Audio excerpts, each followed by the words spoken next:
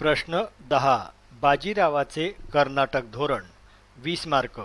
उत्तर. मुद्दे. 1. कर्नाटक प्रांतावर शाहूची नजर. 2. बाजीरावांची कर्नाटकावर स्वारी.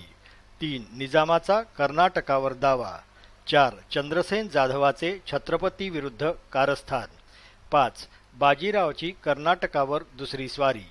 6. मराठ्यांनी सोंधा जिंकले. आणि 7. कर्नाटकावरील मराठ्यांचा हक्क शाबित. 1. कर्नाटक प्रांतावर शाहूची नजर. शिवाजीराजांनी आपल्या कारकिर्दीच्या अखेरीस कर्नाटक तंजावर प्रांतात दीर्घ मोहीम काढली होती आणि विशेषतः कर्नाटक प्रांतातील बंगलोर, म्हैसूर, कारवार, बेदनूर, कोप्पल या भागात मराठ्यांची सत्ता स्थापन केली होती. नंतर छत्रपती राजारामाने देखील कर्नाटकातील शासकांची मदत घेऊन मोगलांना टक्कर दिली होती. 1718 मध्ये छत्रपती शाहू महाराजांनी हुसेन अली सय्यदशी करार केला. यात दक्षिण भारतातील इतर प्रांतांबरोबरच कर्नाटक तंजावर प्रांताचाही उल्लेख होता. त्या प्रांतातील शिवाजीकालीन मराठ्यांच्या ताब्यातील प्रदेश आणि त्याखेरीज मधल्या काळात म्हणजे 1680 ते 1718 या काळात इतर मराठे सरदारांनी जो प्रदेश जिंकला असेल त्यावर मराठ्यांचा अधिकार मान्य करावा असा स्पष्ट उल्लेख होता आणि त्याला मोगल सम्राटाने मान्यताही दिली होती. पण केवळ बादशहाने मान्यता देऊन प्रश्न सुटत नव्हता, कारण प्रांतिक सुभेदार किंवा स्थानिक जमीनदार आपल्या हातातील प्रदेश किंवा पैसा गोडीगुलाबीने मराठ्यांसाठी सोडून देतील असे मानणे वेडगळपणाचे होते आणि छत्रपती शाहू महाराजही तसे मानत नव्हते. पण 1790 मध्ये बाळाजी विश्वनाथाचा मृत्यू झाला आणि पेशवा पदावर आलेल्या नवीन तरुणाला म्हणजे बाजीरावाला 1720 ते 1724 या काळात हैदराबादचा निजाम चिनकुलीज खान याने पुण्याबाहेर विशेष फटकू दिले नाही. बाजीरावाची जितकी नाकेबंदी करता येईल तितकी करण्यास निजामाने मुळीच कसर केली नाही. त्यामुळे छत्रपती शाहूराजांनी 1725 नंतर बाजीरावाला कर्नाटक प्रांताकडे मोर्चा वळवण्याचा आदेश दिला. 2. बाजीरावांची कर्नाटकावर स्वारी. 1725च्या नोव्हेंबर महिन्यात शाहूराजांनी श्रीनिवासराव प्रतिनिधी, बाजीराव पेशवा, त्रिंबकराव दाभाडे, सुलतानजी निंबाळकर या सर्वांना कर्नाटक प्रांतावर पाठवले. मराठ्यांच्या इतिहासात ही मोहीम चित्रदुर्गची मोहीम म्हणून ओळखली जाते. सर्व मराठे सरदार आपापल्या फौजांसह 24 डिसेंबर 1725 रोजी पंढरपूर येथे एकत्र झाले. मराठ्यांची ही मोहीम 24 डिसेंबर 1725 पासून 23 मे 1726 पर्यंत सुरू होती. 3. निजामाचा कर्नाटकावर दावा. मराठ्यांच्या या मोहिमेला देखील अपशकून करण्याचा प्रयत्न निजाम चिनकुलीज खान याने केला. त्याने ऐवज खानाच्या नेतृत्वाखाली कर्नाटकात सेना पाठवली आणि त्या सैन्याला चित्रदुर्ग, बेदनूर, म्हैसूर, रामदुर्ग या भागात मराठ्यांना रोखण्याचे काम दिले. या संदर्भात निजामाचे म्हणणे असे होते की 1685 नंतर हा सर्व भाग औरंगजेबाने जिंकला होता, त्यामुळे मोगलांचा दक्षिण भारतातील सुभेदार या नात्याने या प्रदेशावर माझाच म्हणजे निजामाचा हक्क आहे. 4. चंद्रसेन जाधवाचे छत्रपती विरुद्ध कारस्थान. पण बाजीरावाने त्याच्या युक्तिवादाकडे मुळीच लक्ष दिले नाही आणि अतिशय वेगाने लष्करी हालचाली केल्या. बेदरहट्टी येथे आपल्या फौजेचा तळ दिला 12 फेब्रुवारी 1726 रोजी. सावनूर, सोंधा येथील जमीनदारांकडून खंडणी वसूल केली. सावनूरच्या नवाबाने अब्दुल गफूर खान याला बाजीरावाकडे आपला प्रतिनिधी म्हणून पाठवले.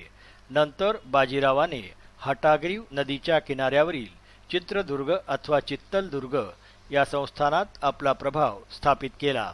वास्तविक कर्नाटक प्रांतात मराठ्यांचे वर्चस्व पूर्णपणे स्थापन करावे अशी बाजीराव पेशव्यांची इच्छा होती, परंतु सातारा येथे चंद्रसेन जाधव याने छत्रपती शाहू महाराजाविरुद्ध कट कारस्थान सुरू केले. त्याला निजाम, हैदराबाद आणि कोल्हापूरचा संभाजी यांची फूस होती. त्यामुळे शाहूने बाजीरावाला परत बोलावले. बाजीराव कुरोटी, धारवाड, मरगुरू, जहर, पनहल्ली, गोकाळ, कालगाव, कोंडोली मार्गे 23 मे 1826 रोजी राजधानी सातारा येथे परत आला. 5. बाजीरावाची कर्नाटकावर दुसरी स्वारी.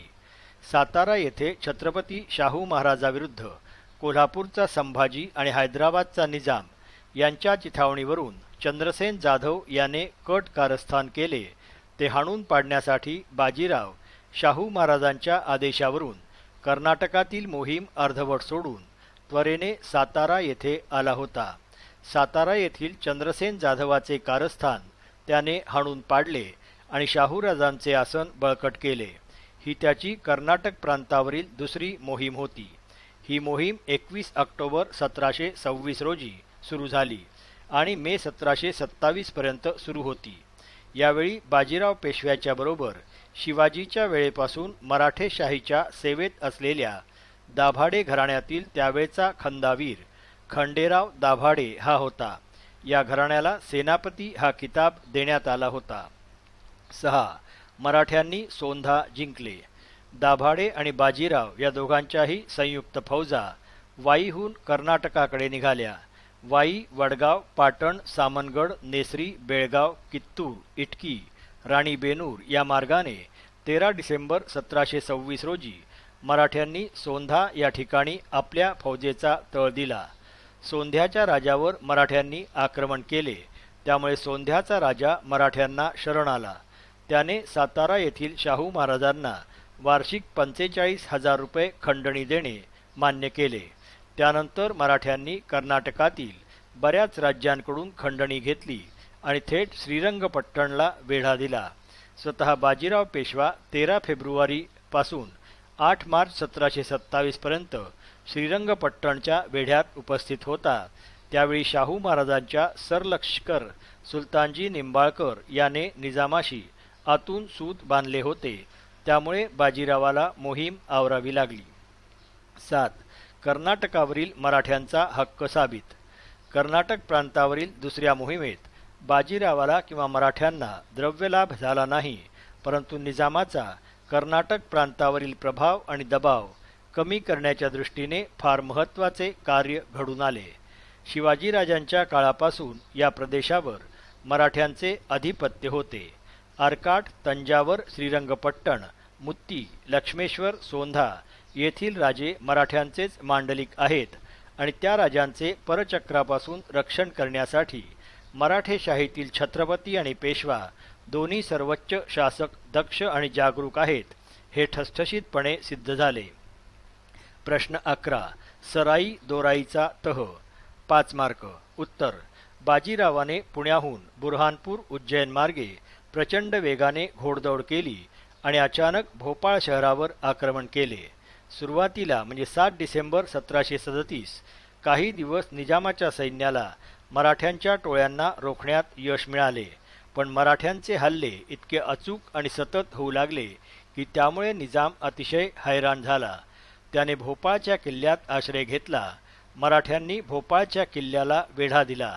अगदी करकचून गळफास आवळावा त्याप्रमाणे 15 डिसेंबर 1737 रोजी दिल्ली आणि हैदराबादच्या सेना आपल्या मदतीला निश्चितपणे येतील अशी फार मोठी उमेद निजामास होती. पण 1 महिना झाला तरी कोणीही निजामाच्या मदतीस आले नाही अथवा पोहोचू शकले नाही. मराठ्यांनी तर निजामाचे अन्न पाणीच बंद केले होते. भोपाळच्या किल्ल्यातील दाणागोटा, रसद, धान्य, वैरण संपले होते. तेव्हा निजाम अगदी दीनवाणा झाला. त्यामुळे बाजीरावासमोर पुन्हा एकदा सपशेल शरणागती पत्करली. भोपाळजवळ सराई दोराई येथे बाजीराव पेशव्याबरोबर तह केला. 17 जानेवारी 1738 रोजी भोपाळजवळील सराई दोराई येथे निजामाने बाजीराव पेशव्याबरोबर जो तह केला त्यातील काही प्रमुख कलमे खालीलप्रमाणे केली. क. माळवा प्रांताची सुभेदारी बाजीराव पेशव्याला मिळेल. ख. निजाम बादशाहकडून पेशव्याला युद्ध खर्च म्हणजे वॉर इंडेमनिटी म्हणून 50 लाख रुपये देईल. ग. नर्मदा आणि चंबळ या 2 नद्यांच्या प्रदेशातील स्थानिक जमीनदार, राजे, जहागीरदार यांच्याकडून खंडण्या वसूल करण्याचा मराठ्यांचा अधिकार निजामाने बादशहाचा प्रतिनिधी म्हणून मान्य केला. प्रश्न 12. बाजीरावाची दिल्ली मोहीम 1737 एप्रिल. 20 मार्क. उत्तर. मुद्दे 1. बाजीरावाच्या मागण्या महम्मद शहाने नामंजूर केल्या. 2. यमुना काठी होळकरांच्या सैन्याचा पराभव. 3. दिल्ली व आग्रा येथे मोगल गोटात विजयोत्सव.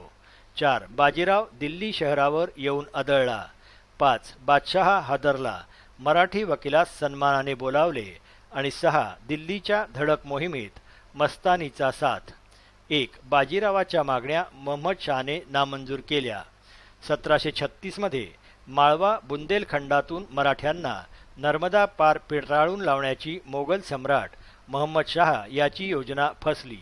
इतर बुंदेलखंडात थेट भदावरपर्यंत मराठ्यांचा भगवा झेंडा फडकू लागला.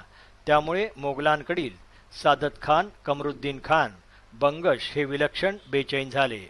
त्यांना मराठ्यांवर कुरघोडी करण्याची मोठीच आस लागली होती. यावेळी बाजीराव पेशवा आपल्या प्रमुख सरदारांसह भदावर येथे होता. फेब्रुवारी 1737 मध्ये येथून बाजीरावाने मल्हारराव होळकराच्या नेतृत्वाखाली 2-2.5 हजार मराठ्यांची तुकडी यमुना नदी पार करून शत्रुपक्षाच्या सामर्थ्याचा अंदाज घेण्यासाठी पाठवली. या तुकडीने यमुना नदी पार केली आणि इतमादपूर आणि फिरोजाबाद ही आग्र्याजवळील 2 ठाणी लुटली. सादत खानाला ही बातमी समजताच त्याला विलक्षण चेव आला. त्याला वाटले बाजीरावाच्या नेतृत्वाखालील हीच मराठ्यांची मुख्य फौज आहे. त्याने मागचा पुढचा काहीही विचार न करता आपली सर्व सेना त्या लहानशा तुकडीवर झोकून दिली. अर्थात या सेनेला लढण्याचा आदेश नव्हता. मात्र ऐनवेळी प्रचंड संख्येत शत्रू आल्यामुळे पळता पळता लढाई द्यावी लागली. मराठे यमुना पार झाले, मात्र काही मराठे सैनिक यमुना नदीत बुडून मेले. सादत खानाला आपला हा प्रचंड विजय आहे असे वाटले. यावेळी दिल्लीत मराठ्यांचा वकील धोंडोपंत हा बाजीराव पेशवे यांच्या नवीन मागण्या घेऊन तळ देऊन बसला होता. पण महम्मद शहा त्याच्या मागण्या मंजूर करीत नव्हता. 2. यमुना काठी होळकरांच्या सैन्याचा पराभव. मराठ्यांविरुद्ध यमुना नदीच्या किनाऱ्यावर मोगलांना जो लहानसा विजय मिळाला त्यात खरी बहादुरी मंसूर अली याची होती. सादत खानाने मंजूर अलीचे मनःपूर्वक अभिनंदन केले आणि या प्रचंड विजयाची बातमी त्याने ताबडतोब बादशहाला पाठवली. त्याने स्पष्टच लिहिले होते, आता यास दरबारात ठेवण्याची गरज नाही. गनीम साफ बुडवले, यमुना पार पिटाळले, कुलसेना व खासे बुडवले. हे पत्र महम्मद शहास मिळताच त्याने मराठा वकील धोंडोपंत यास बोलावले आणि राजधानी सोडून निघून जाण्यास फरमावले. धोंडोपंताने याबाबतीत बाजीराव पेशवेकडे विचारणा केली तेव्हा बाजीरावालाही फार आश्चर्य वाटले. त्याने ताबडतोब मोगल राजधानी दिल्लीवर चालून जाण्याचा निश्चय केला. आपला या मोहिमेमागील उद्देश स्पष्ट करताना चिमाजी अप्पा याला लिहिलेल्या पत्रात बाजीरावाने लिहिले होते, मोगली कारभार आपण जाणताच, करावे थोडे लिहावे फार. बादशहास जे सत्य भासले ते मिथ्या केले पाहिजे म्हणून. 3. दिल्ली व आग्रा येथे मोगल गोटात विजयोत्सव. यावेळी मराठ्यांवर प्रचंड विजय मिळाला म्हणून आग्रा शहरात सादत खान आणि त्याची प्रचंड फौज श्रमाचा श्रमपरिहार करीत होता, तर दिल्लीत बादशहा आणि त्याचे निवडक अधिकारी विजयाचा भव्य आनंदोत्सव करण्यात मग्न होते. 4. बाजीराव दिल्ली शहरावर येऊन आदळला. अशावेळी बाजीराव 27 मार्च रोजी निवडक सरदार आणि सैन्यासह भदावर ग्वाल्हेर परिसरातून कोणालाही काहीही गंधवार्ता लागू न देता अवघ्या 2 दिवसात 29 मार्च रोजी दिल्लीच्या नजीक कालका देवीजवळ त्याने आपल्या फौजेचा तळ दिला.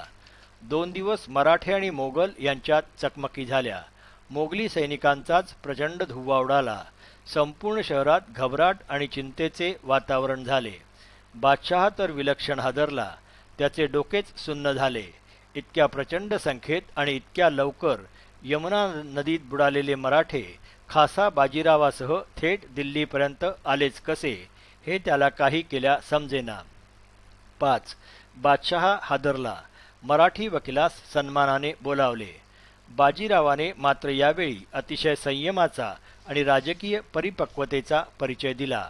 दिल्ली शहर लुटून जाळून उद्ध्वस्त करावे असा पुसटसा विचारही त्याच्या मनात आला, परंतु लगेच विवेकाने विकारावर मात केली. कारण उत्तर भारतातील संपूर्ण रयत मोगल सिंहासनाला आणि राजधानीला पवित्र मानते. तसेच दिल्ली दरबारातील सर्वच अधिकारी आणि सरदार मराठ्यांच्या विरोधात नव्हते. स्वतः मोहम्मद शाह देखील मराठ्यांशी तह करण्यास उत्सुक होता. म्हणून बाजीरावाने दिल्ली शहराला कोणताही उपद्रव किंवा उत्पात न माजवता फक्त आत्मसंरक्षणापुरते सावध व जागृत राहण्याचा आदेश मराठा सैनिकांना दिला. बाजीरावानेच या संदर्भात लिहिले आहे, पुऱ्यास आगी लावून शहर खाक करावे, तर त्यास दिल्ली महास्थळ. पातशहा बर्बाद झालियात फायदा नाही. दुसरे पातशहाचे व खान दैरातचे चित्तास सलूख करायचे आहे. इतर मोगल म्हणजे मकरुद्दीन खान, सादत खान त्यास तसे करून देत नाही. पण अमर्यादा केल्यास लूटमार अगर जाळपोळ हा भावार्थ राजकारणाचा दोरा तुटतो. याचकरता आगी लावायचे तहकूब करून पातशहास व राजे बखतमलजी यास पत्र पाठवली. 6. दिल्लीच्या धडक मोहिमेत मस्तानीचा साथ. बाजीरावाकडून स्नेहाचे व सामोपचाराचे पत्र जाताच बादशहाला धीर आला. त्याने दिल्ली येथील जयपूरचा वकील बखतमल याच्याकडून बाजीराव पेशव्यास पत्र दिले. आपल्या मागण्यांचा सहानुभूतीने विचार करू असे सांगितले. तसेच ज्या धोंडोपंतास बादशहाने मोगल दरबारातून घालवून दिले होते, त्याच धोंडोपंताला मराठा वकील म्हणून बादशहाने परत दरबारात बोलावले. एवढाच कार्यभाग ठरवणे हा बाजीरावाच्या दिल्ली मोहिमेचा हेतू होता. मराठ्यांच्या सामर्थ्याची जाणीव दिल्लीपतीस करून देणे. मराठे केवळ विनाशक आणि विध्वंसक नाहीत, दिल्लीच्या मोगल बादशहा मराठ्यांना आदरणीय आहे, या सर्व बाबी बादशहाला पटवून देण्यासाठीच बाजीरावाने हे महाविलक्षण धाडस अंगावर घेतले. यावेळी बाजीरावाची प्रिय कंचनी मस्तानी देखील या महाविलक्षण साहसी नाटकात त्याच्याबरोबर होती. प्रश्न 13. चिमाजी अप्पा साष्टी विजय. 5 मार्क. उत्तर. छत्रपती शाहूराजांनी 1737 मध्ये पेशवा बाजीराव याचा भाऊ चिमणाजी उर्फ चिमाजी अप्पा याला पोर्तुगीजांविरुद्ध मोहीम उभारण्याचा आदेश दिला. त्याच्याबरोबर राणोजी शिंदे, मल्हारराव होळकर, शंकराजी फडके, गंगाजी नाईक हे व इतर मराठा सरदार मोहिमेत सम्मिलित झाले होते. या मोहिमेचा प्रमुख संचालक बाजीराव पेशव्याचा भाऊ चिमाजी अप्पा हा होता. त्याने मराठा सैन्याचे 2 भागात विभाजन केले. एका तुकडीचा सेनापती शंकराजी फडके हा होता. त्याला लोहगड मार्गे कोकणात उतरून वसईच्या रोखाने आगेकूच करण्याचा हुकूम दिला. दुसऱ्या सैन्याचे नेतृत्व स्वतः चिमाजी करीत होता. तो राजमाची मार्गे साष्टीकडे निघाला. 22 मार्च 1737. चिमाजी अप्पाने पुणे राजमाची बदलापूर मार्गे अतिशय चपळ गतीने सैन्याच्या हालचाली केल्या आणि थेट साष्टीला धडक दिली. एप्रिल महिन्यात चिमाजीच्या सैन्याने साष्टी जिंकले आणि ठाण्यावर आक्रमण केले. 12 एप्रिल रोजी किल्ला देखील चिमाजीच्या ताब्यात आला. या किल्ल्यावरील पोर्तुगीज तोफखान्यातील 40 उत्कृष्ट तोफाही मराठ्यांच्या ताब्यात आल्या. ठाण्यानंतर वेसावेला मराठी फौजांचा गळफास बसला, पण या ठिकाणी मात्र पोर्तुगीजांनी विलक्षण चिवट प्रतिकार केला. त्यामुळे चिमाजी अप्पाला या ठिकाणी थोडी माघार घ्यावी लागली आणि वेसावेचा नाद सोडून तो बांद्राकडे वळला. प्रश्न 14. वसईवर आक्रमण व विजय. 5 मार्क. उत्तर. उत्तरेकडील दमण प्रांतात असाच धुमाकूळ घालण्यास मराठ्यांनी सुरुवात केली. मराठ्यांजवळ सेना, साधनसामग्री आणि द्रव्यबळही भरपूर होते.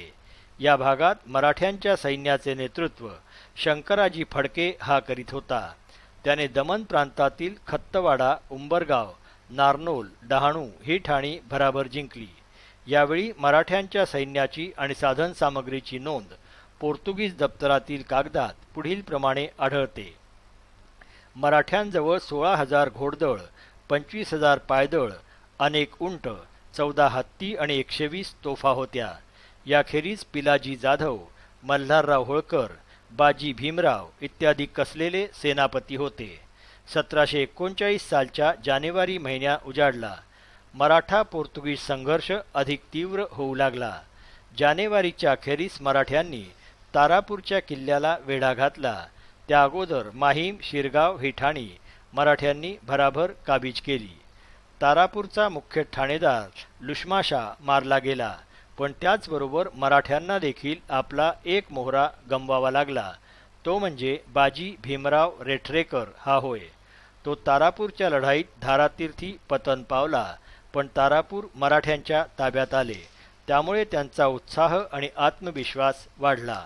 आता मराठ्यांनी वसईकडे प्रचंड वेगाने आगेकूच सुरू केली. मार्गातील अशेरी, वेसावे आणि मठ ही 3 लहान ठाणी मराठ्यांनी फक्त 2 दिवसात जिंकली.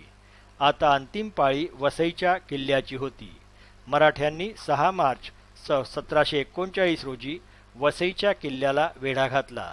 मुंबई, जंजिरा अथवा गोवा येथून पोर्तुगीजांना कोणत्याही प्रकारची मदत मिळणार नाही याची मराठ्यांनी कडेकोट व्यवस्था केली. आता वसईच्या किल्ल्यासाठी मराठे आणि पोर्तुगीज दोघेही महाहट्टास पेटले. एका पक्षाला वाटेल तो करून वसईचा किल्ला जिंकायचा होता, तर दुसऱ्या पक्षाला वाटेल ते झाले तरी किल्ला आपल्याच जवळ राखायचा होता. यावेळी वसईच्या किल्ल्यात जेमतेम 3-4 हजार सैनिक होते. मराठ्यांजवळ साधारणपणे 38,000 सैनिक होते. पोर्तुगीजांची चारही बाजूनी कडक नाकेबंदी करण्यात आली. तरीही पोर्तुगीजांनी सतत 2 महिने अतिशय चिवट प्रतिकार केला.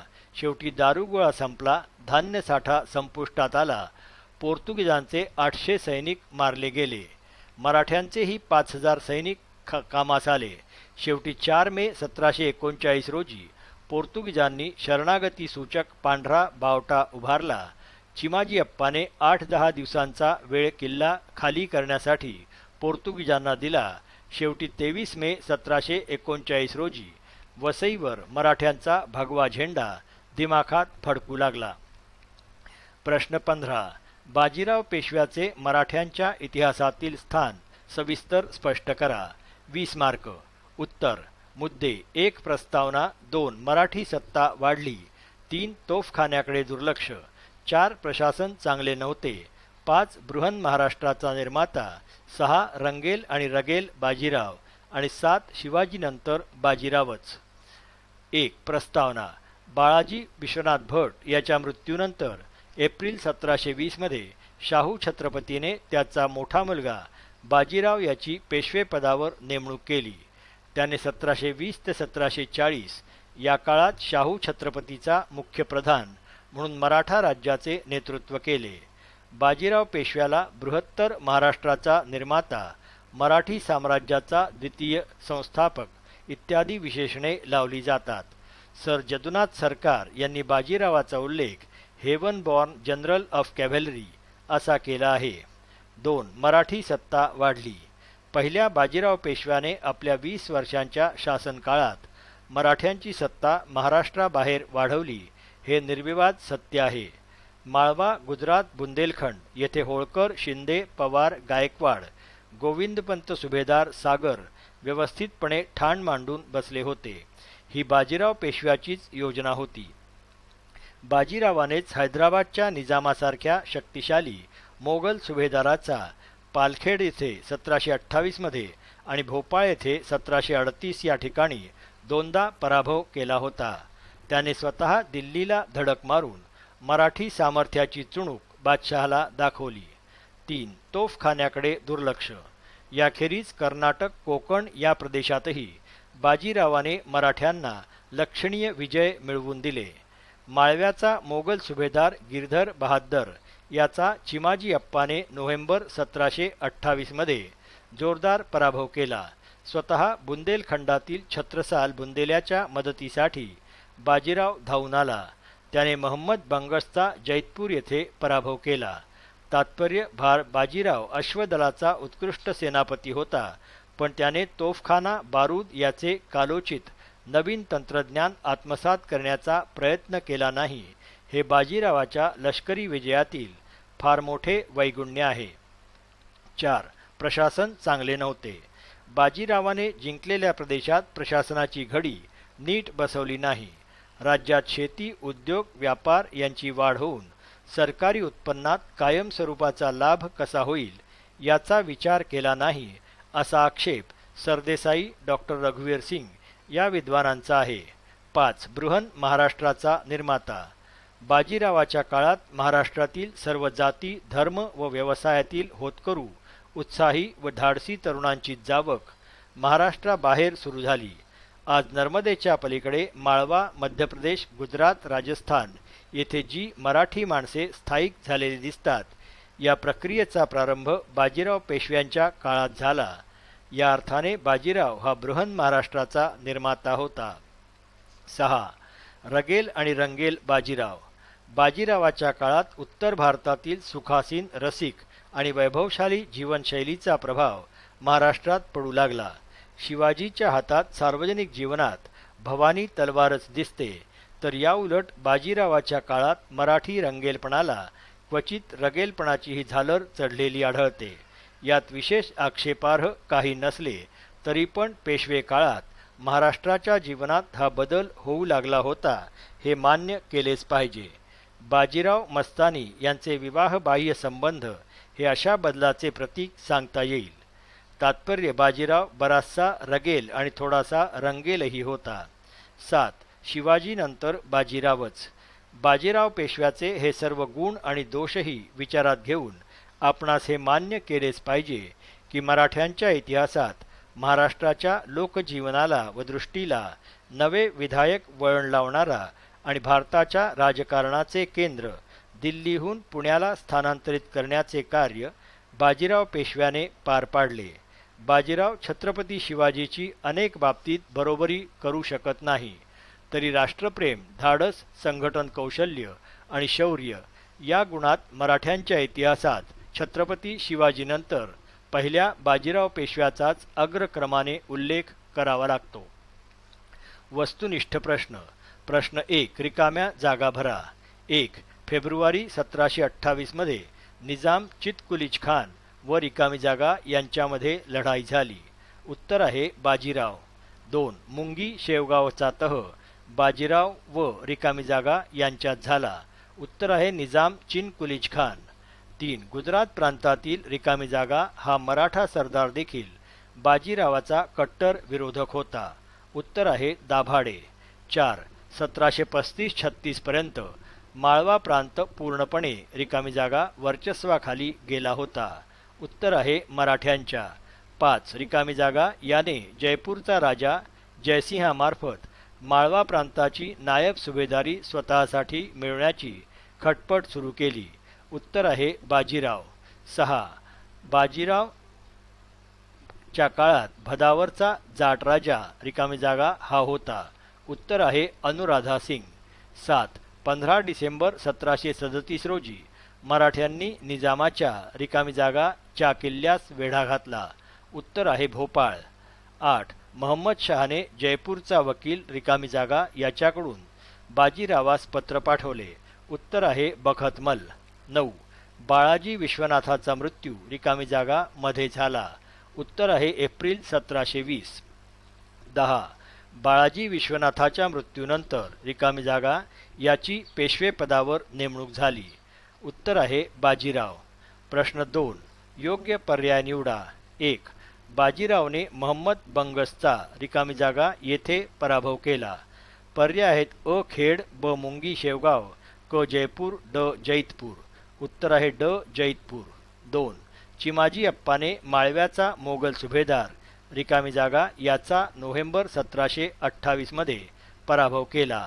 पर्याय आहेत अ. अहमद शहा, ब. नादिर शहा, क. आदिल खान आणि ड. गिरधर बहादर. उत्तर आहे ड. गिरधर बहादर. 3. सर जदुनाथ सरकारांनी हेवन बॉर्न जनरल ऑफ कॅव्हॅलरी असा उल्लेख रिकामी जागा यांचा केला. पर्याय आहेत अ. संभाजीचा, ब. शिवाजीराजांचा, क. राजारामांचा आणि ड. बाळाजी विश्वनाथ भटांचा. उत्तर आहे ड. बाळाजी विश्वनाथ भट यांचा. 4. छत्रसाल बुंदेल्याच्या मदतीसाठी रिकामी जागा धावून आला. पर्याय आहेत अ. चिमाजी अप्पा, ब. महम्मद बंगश, क. निजाम आणि ड. बाजीराव. उत्तर आहे ड. बाजीराव. 5. 1720 ते 1724 पर्यंत रिकामी जागा आणि निजाम चिनकुलीच खान यांचे संबंध मित्रत्वाचे होते. पर्याय आहेत अ. महम्मद शाह, ब. महम्मद बंगश, क. नादिर शाह, ड. बाजीराव. उत्तर आहे ड. बाजीराव. 6.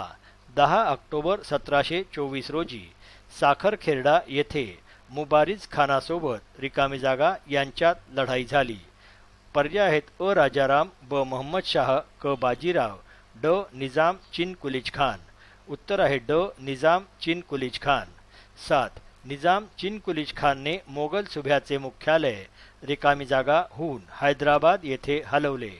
पर्याय आहेत अ. सुरत, ब. अहमदनगर, क. अहमदाबाद आणि ड. औरंगाबाद. उत्तर आहे ड. औरंगाबाद. 8. बाजीरावाच्या वेळी दाभाडे घराण्याला रिकामी जागा हा किताब होता. पर्याय आहेत अ. हुकूमत पन्हा, ब. सर सुभेदार, क. सर नौबत आणि ड. सेनापती. उत्तर आहे ड. सेनापती. 9. बाजीरावाने मोहम्मद शहाचा प्रस्ताव फेटाळला कारण त्यात मराठा आणि रिकामी जागा संघर्षाची बीजे पडलेली होती. पर्याय आहेत अ. मोगल, ब. निजाम, क. मोहम्मद बंगश आणि ड. राजपूत. उत्तर आहे ड. राजपूत. 10. निजाम चिन कुलीज खान सोबत बाजीरावाने 7 जानेवारी 1738 रोजी रिकामी जागा येथे तह केला. पर्याय आहेत अ. भोपाळ, ब. पालखेड, क. औरंगाबाद आणि ड. सराई दुराई. उत्तर आहे ड. सराई दुराई. प्रश्न 3. एका वाक्यात उत्तरे लिहा. 1. फेब्रुवारी 1728 मध्ये कोणाकोणात लढाई झाली? उत्तर: फेब्रुवारी 1728 मध्ये बाजीराव आणि निजामात लढाई झाली. 2. बाजीरावच्या मराठ्यांच्या दिल्ली येथील वकिलाचे नाव काय? उत्तर: बाजीरावच्या मराठ्यांच्या दिल्ली येथील वकिलाचे नाव महादेव भट्ट हिंगणे हे होय. 3. बाजीरावची दिल्ली मोहीम केव्हा सुरू झाली? उत्तर: बाजीरावची दिल्ली मोहीम एप्रिल 1737 मध्ये सुरू झाली. 4. यमुनाकाठी होळकरांच्या सैन्याचा पराभव कोणी केला? उत्तर: यमुनाकाठी होळकरांच्या सैन्याचा पराभव मनसूर अली याने केला. 5. वसईवर आक्रमणाच्या वेळी बाजीरावच्या सैन्याचे नेतृत्व कोण करीत होता? उत्तर: वसईवर आक्रमणाच्या वेळी बाजीरावच्या सैन्याचे नेतृत्व शंकराजी फडके करीत होता. 6. 23 मे 1739 रोजी कोणत्या ठिकाणी मराठ्यांचा भगवा झेंडा फडकला? उत्तर: 23 मे 1739 रोजी वसईवर मराठ्यांचा भगवा झेंडा फडकला. 7. जानेवारी 1739 च्या अखेरीस पोर्तुगीजांच्या कोणत्या किल्ल्याला मराठ्यांनी वेढा घातला? उत्तर: जानेवारी 1739 च्या अखेरीस पोर्तुगीजांच्या तारापूर किल्ल्याला मराठ्यांनी वेढा घातला. 8. पोर्तुगीजांच्या तारापूरच्या किल्ल्याच्या मुख्य ठाणेदाराचे नाव काय? उत्तर: पोर्तुगीजांच्या तारापूरच्या किल्ल्याच्या मुख्य ठाणेदाराचे नाव लुश्माशा हे होते. 9. 4 मे 1739 रोजी मराठ्यांसमोर शरणागती पत्करणारे कोण होते? उत्तर: 4 मे 1739 रोजी मराठ्यांसमोर शरणागती पत्करणारे पोर्तुगीज होते. पाठ समाप्त.